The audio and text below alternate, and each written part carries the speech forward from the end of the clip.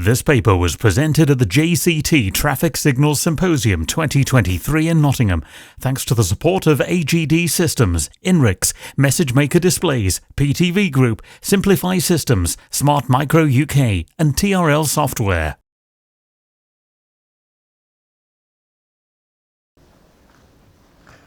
Okay, so it's going to be an entire presentation on Intergreen times, if you can believe that. We'll probably get into fairly quickly why on earth would you do that. So this is work for Traffic Group Signals. Traffic Group Signals design and manufacture portable and temporary traffic signal products. Some of you may or may not know, but AGD is a sister company of TGS. I'm going to give you a bit of background and talk about the space we're in and what's sort of unique about it. Temporary traffic management, it's quite a challenging environment for signalling. So we've often got very short timescales between when we hear about a job and when we've actually got to have the signals out on the street. So if we're lucky, that could be a couple of weeks. So that's a great contrast to how things work in the permanent world. Equally, works often sort of progress through different phases of civil work, so they can change every few days. And there can be emergencies where you just need signals on the street almost straight away. We've got quite challenging geometries to deal with, so we've got often shuttle working and often sort of longer distances to collision points to deal with. And we don't really have much influence over the geometry. The junction is whatever it was. Somebody's perhaps done an excavation in a particular area. We've tried asking people to dig up a more sort of suitable part of the road, but they insist on digging up where they need to get access to the services. So that's not very considerate of them. And lots of surprises. I mean, some of the things I've seen on site I probably couldn't repeat. But I mean, one thing you might imagine is people know what's under the ground. Well, they certainly don't. So you can dig down and not find what you were looking for and have to move. You could hit another service. You can turn up on site and all of a sudden the contractors have all decided that they're not going to do what's on the drawing, they're going to do something else, and can you just change all the signals, please? So that brings a requirement really that signalling for this temporary environment, whether that's portables or temporary signals, has got to be super agile. It's got to be able to deal with whatever you throw at it very, very quickly. You can't go away and sort of redesign the scheme for a few days. So that's been achieved historically by portable signals being incredibly simple. So they cycle around a number of traffic phases, one at a time, and then service all pedestrians in one turn. And obviously that's very inefficient, but what's great about it is it's very quick to set up. And usually these sort of products are configured at the roadside. Press a few buttons, plug in some red times, and they're usually sort of very basic, like clearance red times, or if you're lucky, there could be datum times. And plug in some green times, and that's it. That's all you've really got control over.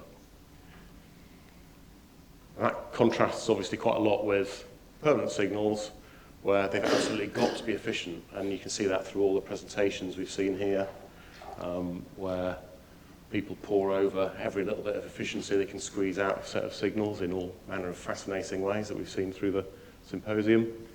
And you live with the fact it takes a while then to configure a set of signals, but actually you've got that time, so it's not really too much of an issue. So the question we came to really was, can we achieve both? Can we actually have much more efficiency and somehow hold on to enough agility that we can make that work? And as you might imagine, given there's a whole presentation to go, the answer's hopefully yes. So where do we find the efficiency from? Well, it's actually quite easy because the permanent signalling world has shown the way forward for that over decades. So we've basically gone and raided the parts bin from the permanent signalling world in terms of those types of features there, which we put in our products that are all sort of cable-free.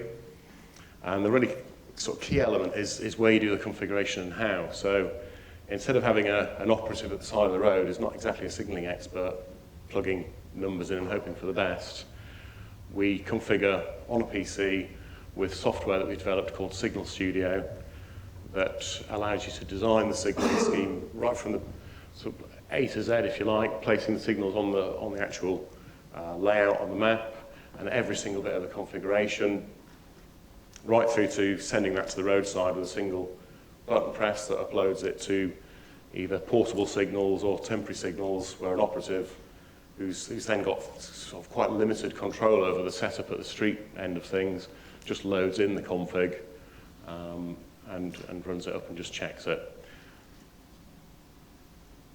One thing we're not mentioned on here is the other answer that the industry has always used is manual control, and essentially paying somebody to sit in a van and watch the signals, whereas our approach is to remote monitor and send revised configurations or plans to the system remotely. So to make this really work efficiently, we need to put Intergreen times in. We've got a full Intergreen matrix. Doing Intergreen calculations by hand is sort of tedious and painful, and I think error prone, and I hate doing anything manually. It's sort of why have a dog and bark yourself? Let's just get the IT, the technology to do it for us. So within Signal Studio, we put in a module for calculating Intergreen times. You just literally draw the vehicle paths onto the screen. The tool measures the distances. It looks up the X distance and then looks up the appropriate guidance. And I think it says there that it's accurate and time efficient. Well, it's accurate, yes, in the sense that it measures the distances accurately and it looks up from guidance accurately. Yes, in that sense, it's completely accurate, and you can see a version of it there. So what's the problem? The problem really is that we've been to quite a number of sites now over sort of 18 months, and we kept finding that the intergreens from the guidance just weren't quite right. And each time they're not right, it kind of impacts our agility, because we've got to go and make changes to them. And although all the guidance talks about sort of validating your intergreens, actually if you really think about what that would take to fully validate a set of intergreen times, you've got to go and look at every cell in your intergreen matrix, and you've got to be in the right place to observe the right pair of vehicles on the road at the same time. So you're going to want a very slow vehicle and a faster vehicle on those two phases. That's really what defines where the conflict is. The guidance, of course, doesn't really take account of geometry at all. It's just about straight line distance. And what we found is that at longer sort of X distance values, the guidance doesn't seem to really work very well. It's perhaps not intended to be used in that way, because in permanent junctions, the distances are all shorter. And just for fun, because that's the sort of sad sort of person I am, we basically fitted a line to various guidance and extrapolated them out. And you can see there, once you get to sort of larger numbers, which we do have sites that go up in those sorts of spaces, then the guidance is just this sort of broad range of values that you've somehow got to decipher which you're going to take. So the way we like to think about this whole problem is a race. And you've got sort of the two teams that are racing. You've basically got to get the losing phase, the Tortoise, Team Tortoise, through the collision point before the Hare gets there. Now, poor old cyclists, they're the mainstay of Team Tortoise, or Tortoise, whichever you choose. And moped riders are often the people to be concerned about the other end. And obviously with sort of online food deliveries and things becoming the thing, we've got more mopeds on the road than ever. They weave their way to the front of a queue at temporary works, and they are financially motivated to get moving the second that green light comes on, and they do. And you'll often see them fly through works as long ahead of any other vehicle. It's equally very easy to get a lot of speed on with a moped, because you just twist the throttle, there's no gears to think about, and they're just off the second that red amber comes on. So the challenge is to basically fudge this race so that the Tortoise always wins. So what we've done is, rather than thinking about distance to the collision point as per the guidance, we're thinking about time to the collision point, and we basically looked at the characteristics of all the different vehicle types and built a model that drives, or rides if you like, vehicles down those two lines to work out how much time they take to get to the collision point. And we've built in the parameters of each of those different vehicle types in terms of speed, acceleration, braking, cornering, and jerk. And the model basically plots out, see it on the next slide, plots out the speed of the vehicles through time or through distance, however you sort of plot it, to work out a journey time, I think we called it a micro journey time in the title, from the sort of starting point to a collision point. And that example there shows different vehicle types, and the model's slowing them down so that the lateral acceleration of those vehicles doesn't exceed what we've put in as a parameter for the maximum acceleration that vehicle is. It's not so much capable of doing, it's what you would typically see that type of vehicle doing. So I think it's also worth mentioning that when we've come up with these parameters, the team Tortoise, if you like, have all got kind of Sunday driver style parameters put against them, and the Hare is the sort of like, you know, the faster than usual driver kind of parameters that sit against that. Gradients are an issue as well, so we've built a tool into Signal Studio where you can just draw the gradients onto the map, and the physics model will take account of that, so it will adjust the characteristics of the vehicles as they pass through those areas that are marked with gradient.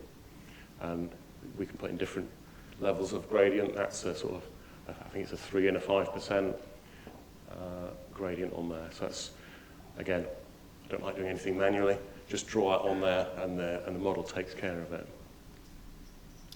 I won't go through these in detail, but we've really had to sort of search far and wide for quite a lot of data to parameterize the physics model, and all of those are available in the paper. We've had to be a little bit creative in finding some of those, and part of that creativity was using this fabulous little device, which is sort of, I think, targeted at race drivers, and it basically records video, but also records accelerations and speeds in every axis, and you can replay that. So to sort of make double checks and also find some of the parameters that weren't easily sort of published anywhere, I've actually been out on the bus, in the car, and on a bicycle, getting data like this. Didn't manage to get arrested, which was quite good.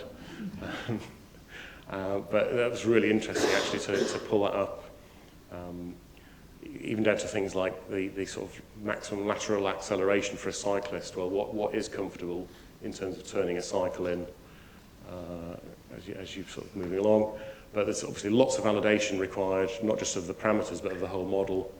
And we've been sort of comparing our results with guidance, comparing them with historic sites we've already been to, where we know what the intergreens needed to be, and also making just recordings of short distances and trying to put those through the model and see that we get similar results, not going to be identical to routes that we've been through.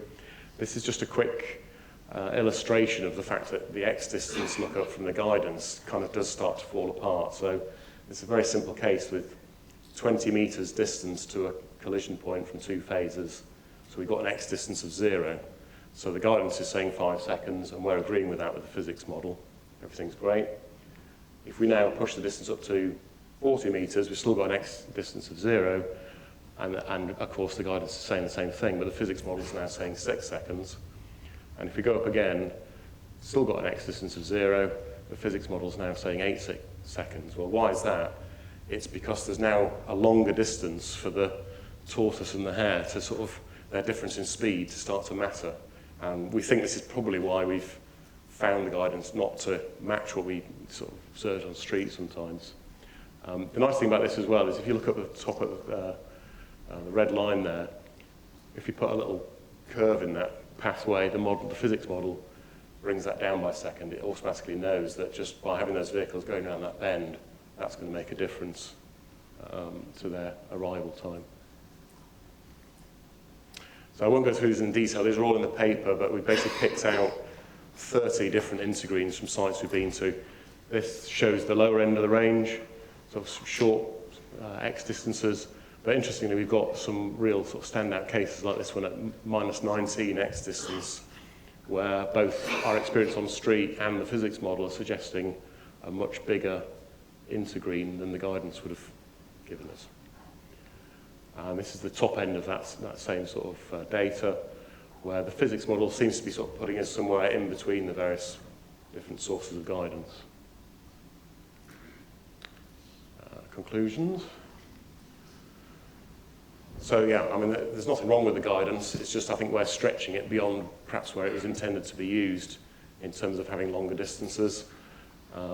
Gradients are a thing though, and bends, so it's nice to be able to take account of those. And we do think that although there's more validation to do, we do think that the physics model does a pretty good job of predicting some of these times. And gradients, really, I mean, cyclists are the losers in all of this, really, because plenty of roadworks don't give sufficient time for cyclists. But considering gradient with cyclists is really important as well and can make a big sort of difference to the times. And sorry, one last thing. Hard copies of the presentation on our stand, and you can see the EVO 1, which, although it looks like a completely normal portable traffic light, is nothing like, because that actually does what I'd call proper signalling that you will all recognise, so come and see that.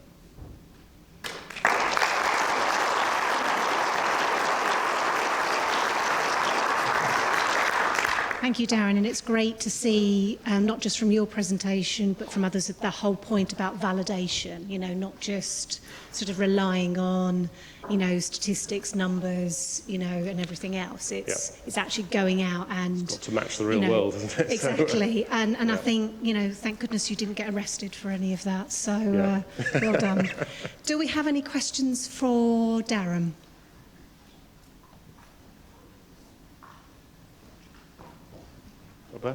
Oh, brilliant, thanks.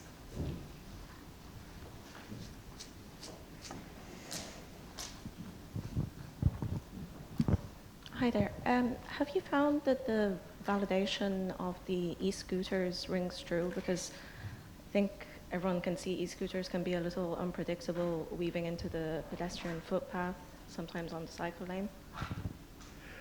I think quite often it's the cyclists that come up as the sort of slowest in the model. But e-scooters are a problem because there are certain limitations on their speed, and sometimes they literally physically can't get through the site quick enough. But I mean, there are real problems with e-scooter behaviour, especially at shuttle works, where they'll just jump on the pavement and go the whole way through. So it's quite challenging. And equally, e-bikes, where there are plenty of supposed e-bikes on the network that are actually modified in such a way that they're de-restricted and are effectively motorbikes, just sort of running on electric, so that is a problem as well, I think. We have a question right at the back of the room there.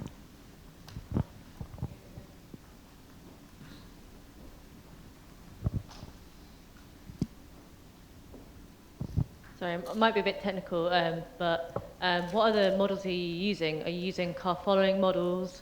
Are you using a 2D car following model for the bikes, or is it something more simplistic? It's quite simple, and really we're aiming for something better than the guidance.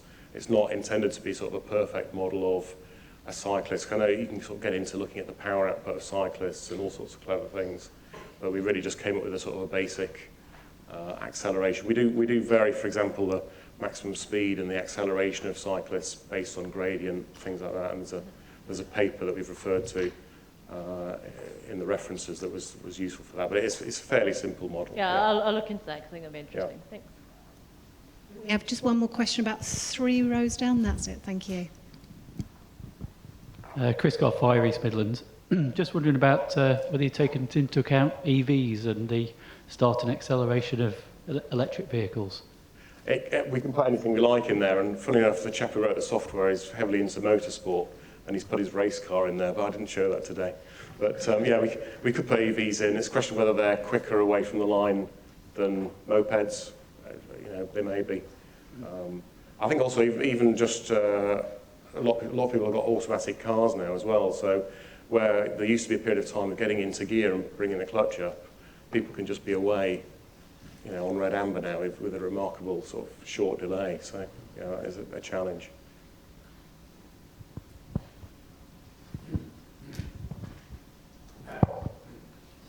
No more questions? We have one question there. Oh, here we go. Oh, it's not from Mark. You were just pointing it out, were you? Oh dear. Thanks very much. If the research identifies that for long ones intergreen times aren't sufficient, is there a way that roadworks could be amended for cyclists to enable them to use some of the carriageway that is nominally closed to cars, but they could dip in and use some of that final bit to create a sort of temporary cycle lane? I think when you look at the real numbers for this, you find there's a massive problem with cyclists at roadworks, and it's kind of been quietly ignored because it's too difficult to solve at the moment. But I think, yes, a dedicated lane for cyclists if you've got space is a brilliant idea, but I think we need to think a lot more about dedicated detection for cyclists, which we've done at a couple of sites, because when you look at the numbers for certain sites that come out of here to properly give a cyclist enough time, I mean, the jams you'd have with traffic would be unbelievable if they were just there all the time. So I think there's something that needs challenging really in how cyclists are looked after through roadworks. One last question down the front here from our esteemed friend.